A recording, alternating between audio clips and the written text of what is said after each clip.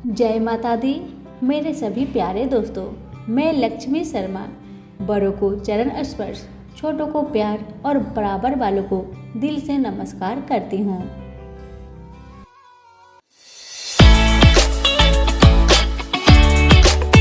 आप सुनेंगे भगवान गणेश की कथा। भगवान गणेश सभी तरह की बाधाओं को दूर करने वाले, शुभ ही शुभ करने वाले, बुद्धि, समृद्धि और धन देने वाले माने जाते हैं। बुधवार का दिन भगवान गणेश को समर्पित माना जाता है। इस दिन भगवान गणेश की खास पूजा अर्चना करने से और कथा पढ़ने या फिर सुनने से विशेष फल की प्राप्ति होती है। तो आइए सुनते हैं गणेश भगवान की कथा। एक बार एक मेढक और मेढकी तालाब में साथ रहते थे। मेढक गणेश जी का बहुत बड़ा भक्त था। वह हर रोज गणेश जी की पूजा करता था। वह कुछ काम न करता, बस गणेश जी का नाम जपता रहता। मेढकी उससे बहुत परेशान थी। एक दिन मेढकी ने गणेश जी की मूर्ति छिपा दी। मेढक आया और गणेश जी की मूर्ति के बारे में पूछने लगा तो मेढकी ने बोला कि मुझे नहीं पता। एक दिन एक औरत उनके तालाब के पास आई और उसने अपने मटके में पानी भरने लगी। जैसे ही उसने पानी भरा, वैसे ही मेढक और मेढकी उसके मटके के अंदर चले गए। घर जाकर उस औरत ने पानी गैस पर रख दिया। मेढक और मेढकी भी साथ में जलने लगे। मेढकी मेढक को बोलने लगी कि तुम तो गणेश जी की बहुत बड़ी भक्त हो, तो बोलो गणेश जी को हमें बचाए। मेढक ने यह सुनकर गणेश जी का नाम जपना शुरू कर दिया। थोड़ी देर बाद एक सांड आया और अपने दोनों सींग मटके पर जा मारा और मटका जमीन पर गिरकर टूट गया और दोनों बच गए। मेढक ने घर जाकर गणेश जी की मूर्ति मेढक को लौटा दी और उसने भी गणेश जी का पूजन करना शुरू कर दिया। तो प्रेम से बोलिए गणेश महाराज की जय हो। एक समय की बात है, एक भाई बहन रहते थे। बहन का नियम था कि वह अपने भाई का चेहरा देखे ही खाना खाती थी। हर रोज सुबह उठती थी और जल्दी जल्दी घर का सारा काम काज करके अपने भाई का मुख देखने के लिए उसके घर से निकल जाती। एक दिन रास्ते में एक पीपल पेड़ के नीचे गणेश जी की मूर्ति रखी हुई थी। उसने भगवान के सामने हाथ जोड़कर कहा कि मेरे जैसा अमर सुहाग और मेरे जैसा अमर पिहर सबको दीजिए। यह कहकर वह आगे बढ़ जाया करती थी। हर दिन का उसका यही नियम था। जंगल के झाड़ियों के कांटे उसके पैरों में चुभा करते थे। एक दिन बहन भाई के घर पहुंची और भाई का मुख देखकर बैठ गई। तो भाभी ने पूछा, पैरों में क्या हो गया है ननद जी? यह सुनकर उसने भाभी को जवाब दिया कि रास्ते में जंगल की झाड़ियों से गिरे हुए कांटे मेरे पाँव में चुभ जाते हैं। जब वह वापस अपने घर आ गई, तब भाभी ने अपने पति से कहा कि रास्ते को साफ करवा दो। हमारी ननद यानी कि आपकी बहन झाड़ियों के रास्ते से आती है तो उसके पाँव में बहुत सारे कांटे चुभ जाते हैं। पत्नी की इतना बात सुनते ही भाई तुरंत उठा और हाथों में कुल्हाड़ी लेकर सारी झाड़ियों को काटकर रास्ता साफ कर दिया। और इसी कारण से गणेश जी का स्थान भी वहां से हट गया। यह देखकर भगवान गुस्सा हो गए और उसके भाई के प्राण को हर लिए। लोग अंतिम संस्कार के लिए जब भाई को ले जा रहे थे, तब उसकी भाभी रोती हुई लोगों से कही, थोड़ी देर रुक जाओ, उसकी बहन आने वाली है। वह अपने भाई का मुख देखे बिना नहीं रह सकती। उसका यह हर दिन का नियम है। तब लोगों ने कहा, आज तो देख लेगी, पर कल कैसे देखेगी? रोज के दिन की तरह बहन अपने भाई का मुख देखने के लिए जंगल में निकल दी। जब जंगल में उसने देखा कि सारा रास्ता साफ किया हुआ है, तब वह आगे बढ़ी तो उसने देखा कि सिद्धि विनायक को भी वहां से हटा दिया गया है।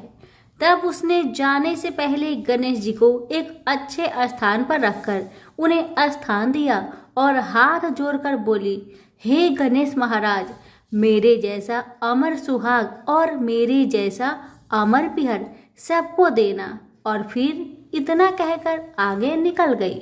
लड़की की बात सुनकर भगवान गणेश सोच में पड़ गए, अगर मैं इसका नहीं सुना तो मुझे कौन मानेगा, हमें कौन पूजेगा। तब सिद्धि विनायक ने उसे पीछे से आवाज दिया कि बेटी, इस खेजड़ी की 7 पत्तियां ले जा और उसे कच्चे दूध में घोलकर भाई के ऊपर छींटा मार देना, वह उठकर बैठ जाएगा। यह सुनकर जब बहन पीछे मुड़ी तो उसने देखा कि वहां तो कोई नहीं है, लेकिन फिर भी उसके दिल से आवाज आई, जो मैंने सुना वैसे ही करती हूँ, देखा जाए क्या होता है। इतना सोचकर वह 7 खेजड़ी की पत्तियां लेकर अपने भाई के घर पहुंची। उसने देखा वहां कई लोग बैठे हुए हैं। भाभी बैठी रो रही है और पास में ही भाई का लाश रखा हुआ है। तब उसे रास्ते में जो आवाज सुनाई दी थी वही बात याद आई और उसने वैसा ही किया जैसे उसने सुना था। उसने खेजड़ी की 7 पत्तियों को बताए हुए नियम के तहत भाई के ऊपर इस्तेमाल किया। तब उसका भाई उठकर बैठ गया। भाई बोला बहन से, मुझे तो बहुत ही गहरी नींद आ गई थी। तब बहन बोली, यह नींद किसी दुश्मन को भी ना आए, और उसने सारी बात अपने भाई को बता दी। हे गणेश महाराज, जैसे आपने उस बहन की सुनी वैसे ही कहानी कहने वाले, हुक्कारे भरने वाले सभी की परिवार की सुनना और सभी के परिवार की रक्षा करना। सभी प्रेम से बोलिए गणेश महाराज की जय हो। एक गांव में एक गरीब बूढ़ी माई रहती थी। बूढ़ी माई गणेश भगवान की बहुत बड़ी भक्त थी। इसी कारण से बेचारी हर रोज मिट्टी की गणेश जी की मूर्ति बनाती और उसी को पूजा करती थी। लेकिन हर रोज मिट्टी के गणेश जी गल जाया करते थे। बेचारी इसी से बहुत परेशान थी। बेचारी रोज गणेश जी की मूर्ति मिट्टी से बनाती, रोज पूजा करती और दूसरे दिन गणेश जी गल जाया करते थे। बूढ़ी माई बहुत परेशान थी। मन में सोचती रही, क्या किया जाए कि गणेश जी मेरे गले नहीं। एक दिन बूढ़ी माई एक रास्ते से जा रही थी। पास में ही एक सेठ जी अपने मकान बना रहे थे। बूढ़ी माई ने सोचा, क्यों नहीं इस कारीगर से ही मैं पत्थर की गणेश जी बना लूं जो कभी गलेगी ही नहीं। बूढ़ी माई ने बड़ी उम्मीद के साथ उस कारीगर से कहा, भैया मेरे लिए गणेश जी का मूर्ति बना दोगे? अब कारीगर बोला, ए बुढ़िया, मैं जब तक तेरे लिए पत्थर की गणेश जी बनाऊंगा तब तक तो मेरा ये मकान ही बन जाएगा। इतना कहकर कारीगर ने बूढ़ी माई को वहां से भगा दिया और कहा, जाओ कोई और से कहो। बूढ़ी माई बहुत दुखी हुई। दुखी मन से वह कारीगर से बोली, भगवान करे तुम्हारी दीवार टेढ़ी हो जाए। इतना कहते ही वह दीवार टेढ़ी हो गई। बेचारा कारीगर बहुत परेशान हो गया। वो जितनी बार दीवार को सीधी बनाता उतनी बार ही दीवार टेढ़ी हो जाती। दीवार सीधी करते करते शाम हो गया मगर दीवार सीधी नहीं बनी। अब शाम को जब सेठ आया तो उस कारीगर ने अपनी सारी कहानी उस सेठ को सुना दिया कि एक बूढ़ी आई थी, वो कह रही थी कि मेरे लिए पत्थर का गणेश जी बना दो। हमने नहीं बनाया तो उसने कहा तुम्हारी दीवार टेढ़ी हो जाए। तब से दीवार सीधी ही नहीं बन रही है। मैं बनाते बनाते थक गया हूँ। तब सेठ जी ने कारीगर से कहा, जाओ तुम उस बुढ़िया को बुला कर लाओ। तब कारीगर ने बूढ़ी माई को आदर सहित बुला कर लाया। तब सेठ जी ने कहा, बूढ़ी माई, मैं तेरे लिए सोने का गणेश बना दूंगा, तुम हमारी दीवार को सीधी कर दो। वह बुढ़िया माई ने गणेश जी से प्रार्थना की, हे गणेश जी महाराज, इस सेठ की दीवार को सीधी कर दे। बूढ़ी माई के प्रार्थना से वह दीवार सीधी हो गई और सेठ जी ने खुशी मन से बूढ़ी माई को सोने की गणेश जी बनवा कर दिया। हे गणेश जी महाराज, जैसे आपने सेठ जी पर कृपा करी वैसे सब पर करना। तो सभी मिलकर बोले, गणेश जी महाराज की जय हो। कथा। एक गांव में एक बहुत ही साधारण आदमी रहता था। उसे गणेश जी पर बहुत विश्वास था। जब कोई व्यक्ति उसे हालचाल पूछता तो वह कहता, गणेश जी जाने। उस गांव में गणेश जी का एक छोटा सा मंदिर था। उन्हें उन पर पूरा विश्वास था। वह आदमी के 2 पुत्र और एक पुत्री थी। जब पुत्री की शादी किया तो उस साधारण आदमी ने साहूकार से कुछ कर्जा लिया। इसी तरह से समय बीतने लगा। कुछ समय बाद बेटा ने अपने पिता से कहा, पिताजी ये पैसा लीजिए और ये पैसा लेकर साहूकार को दे दीजिए ताकि आपको कर्ज से मुक्ति मिले। उस आदमी ने जाकर साहूकार से कहा, यह लीजिए साहूकार जी, आपका पैसा जो आपने मेरी बिटिया की शादी में दी थी। लीजिए अपना पैसा ब्याज सहित और मुझे कर्ज से मुक्त करा दीजिए। साहूकार ने एक पेज पर लिख दिया था कि आपका पूरा कर्जा ब्याज सहित प्राप्त हुआ है, आप कर्जा से मुक्त हो गए हैं। साहूकार ने उस आदमी से पूछा, इस पर क्या लिखा हुआ है? उस आदमी ने कहा, मैं तो अनपढ़ हूँ, जो लिखा है वह गणेश जी जाने, मुझे नहीं पता।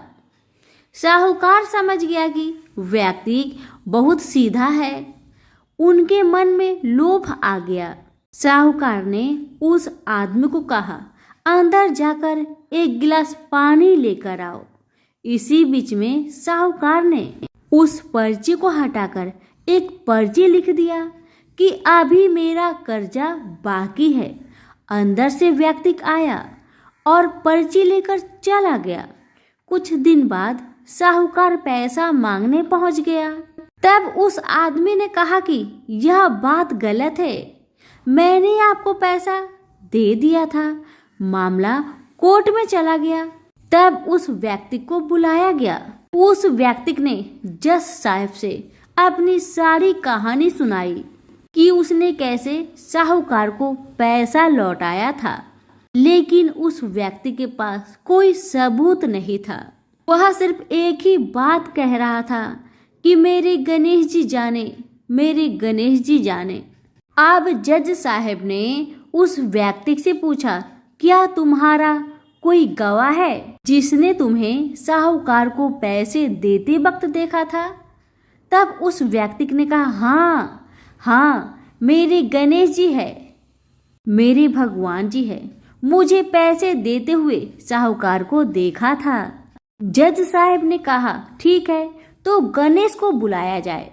पुलिस वालों ने उस व्यक्ति के गांव में जाकर लोगों से पूछा कि गणेश जी नाम का कोई व्यक्ति इस गांव में रहता है, उसे कल कोर्ट में आना पड़ेगा। सभी गांव वालों ने एक ही बात कहा कि इस गांव में गणेश जी नाम का कोई भी व्यक्ति नहीं रहता है, बस यहाँ पर एक गणेश जी का छोटा सा मंदिर है। अब भगवान कैसे कोर्ट में पेश होंगे? अब अगले दिन अदालत की कार्रवाई शुरू हुई। जज साहब के बगल में खड़ा व्यक्ति ने जोर जोर से बोला, गणेश हाजिर हो, गणेश हाजिर हो। उसी वक्त एक बूढ़ा व्यक्ति सिर पर तिलक लगाए चंदन का माला पहने हुए कोर्ट में आ गया। उस व्यक्ति ने कटघरे में खड़ा होकर बोला, सर, मैं गणेश हूँ, बताइए क्या बात है? जज साहब ने गणेश से पूछा, क्या आप इस व्यक्ति को साहूकार को पैसे देते हुए देखा था? तब गणेश जी ने बोला, हाँ जज साहब, मेरे ही सामने इस व्यक्ति ने साहूकार को पूरे पैसे ब्याज समेत दे दिया था। आप साहूकार को यहाँ पर रोकिए और किसी व्यक्ति को साहूकार के घर भेजिए। साहूकार के घर में अलमारी नंबर 3 में एक फाइल है। उस फाइल के 22वें पेज पर वही पर्ची रखा हुआ है जिसमें लिखा है कि यह व्यक्ति ने ब्याज समेत पैसा दे दिया था। बूढ़ा व्यक्ति इतना कहकर वहां से चला गया। कुछ देर बाद सिपाही वापस आया और जज साहब को एक पर्ची दी।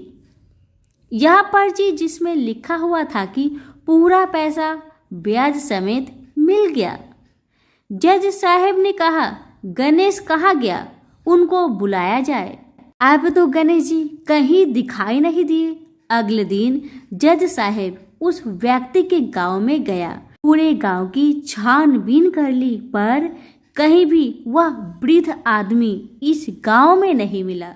जज साहब को समझने में देर नहीं लगी कि वह वास्तव में गणेश भगवान ही थे। जज साहब उसी वक्त अपने पद से इस्तीफा दे दिए। जज साहब भारत के सभी मंदिरों में घूम घूम कर उसके दरबार पर मिट्टी को अपने सिर में लगाते थे। किसी मंदिर में कभी बैठते ही नहीं थे क्योंकि जज साहब कहते थे कि हमने भगवान को अदालत में बुलाकर खड़ा किया था, फिर मैं किसी मंदिर में कैसे बैठ सकता हूँ। इस तरह जज साहब काफी बदल गए और गणेश जी की बहुत बड़ा भक्त बन गए। तो सभी प्रेम से बोलिए, गणेश भगवान की जय हो। हे गणेश जी महाराज, जैसे आपने उस व्यक्ति का साथ दिया वैसे ही मेरी इस कहानी को सुनने वाले पर, कहने वाले पर, हुक्कारे भरने वाले पर, सभी के परिवार पर अपनी कृपा बनाए रखना। तो फिर से बोले गणेश जी महाराज की जय। बहुत समय पहले की बात है। एक गांव में एक मालिन अपने 4 बेटों के साथ रहते थे।